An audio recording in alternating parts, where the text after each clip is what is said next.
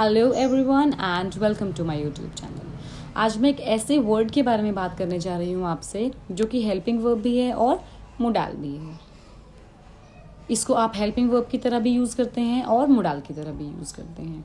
तो जो वर्ड है वो है वर, WERE वर्ड। तो पहले मैं आपको ये बताती हूँ कि इसको हम हेल्पिंग वर्ब की तरह कैसे यूज़ करते हैं। देखिए, हेल्पिंग वर्ब में यूज़ करते हैं इसको हम प्लूरल के लिए, ठीक है, मतलब प्लूरल की सपोर्ट के लिए। जैसे we were there, we were talking, they were responding, you were there, ठीक है। यू को भी हम प्लूरल ही मानते हैं, यू के साथ प्लूरल के रूल्स चलते हैं, चाहे एक हो चाहे ज़्यादा हो, डजेंट मैटर। तो जो वर है वो प्लूरल के साथ यूज़ होता है, ठीक है, पास्ट में। अब आता है मोडाल की बारी।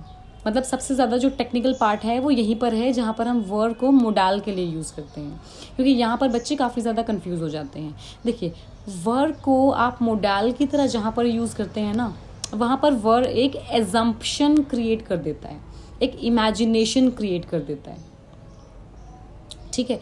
इमेजिनेशन कैसे कि मतलब आप कुछ चीज़ इमेजिन कर रहे हैं और आप उसे कह रहे हैं। For example, I would have responded if I were there। ये सेंटेंस बिल्कुल करेक्ट है। अगर मैं कहूँ I would have responded if I was there, ये गलत है। क्योंकि देखो, क्योंकि जो बात हो रही है वो हो रही है कि मैं रिस्पॉन्ड करती अगर मैं वहाँ पर होती। ये कंप्लीट इमेजिनेशन है।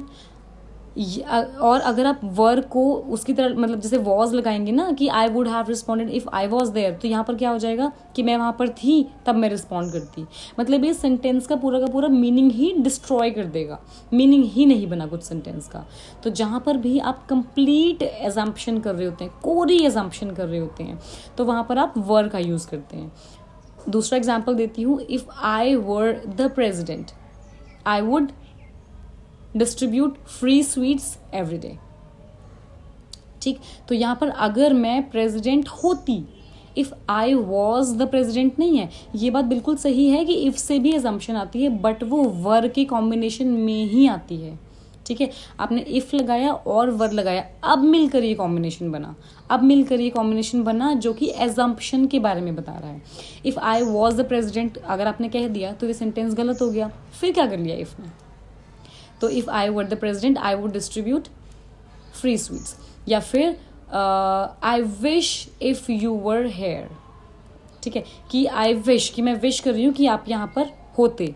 सपोज कोई पर्सन अब्रॉड है या कहीं पर है और मैं विश कर रही हूँ कि वो यहाँ पर होता, हमें बहुत मज़ा आता।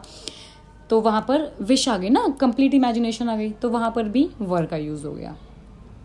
या फिर you would like feel if you were in my shoes, कि आपको तब फील होता जब आप मेरी जगह पर होते। तो यहाँ पर भी मैंने इफ़ यू वर, चलो वहाँ पर आपको लग रहा होगा कि वर के साथ तो मतलब वॉज तो आना नहीं था, यू के साथ वर ही आना था। इफ़ ही के साथ भी वर आता, he would feel if he were in my shoes. ये बिल्कुल करेक्ट सेंटेंस है कि उसे तब फील होता जब वो मेरी जगह पर होता। तो जब भी आप ही, शी, इट या किन्हीं भी चीज़ों के साथ वर का यूज़ करते हैं तो वहाँ पर वो इमेजिनेशन देता है, ठीक है। जैसे मैं कहूँ she was wishing if I were there, कि वो मुझे मिस कर रही थी, उसका मन किया कि मैं भी वहाँ पर होती, ठीक। तो हमने किसी भी चीज़ के साथ, लेकिन उसको इफ़ का कॉम्बिनेशन देना पड़ता है। नहीं दिया इफ़ का कॉम्बिनेशन तो वुड का देना पड़ता है ना।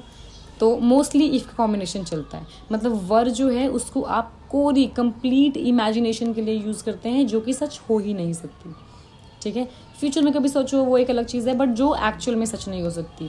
एक लास्ट एग्जांपल देती हूँ मैं आपको। If I were a pilot I would fly a jet plane, ठीक है, कि अगर मैं एक पायलट होती तो मैं एक जेट प्लेन उड़ाती। मतलब ये सब हवा की बातें हो गई ना, तो इस तरह से मैंने वर को यूज़ कर लिया और इफ़ के साथ में यूज़ किया। होपफुल ये क्लियर हो गया होगा। थोड़ा सा टेक्निकल है बट ग्रेजुअली क्लियर हो जाएगा।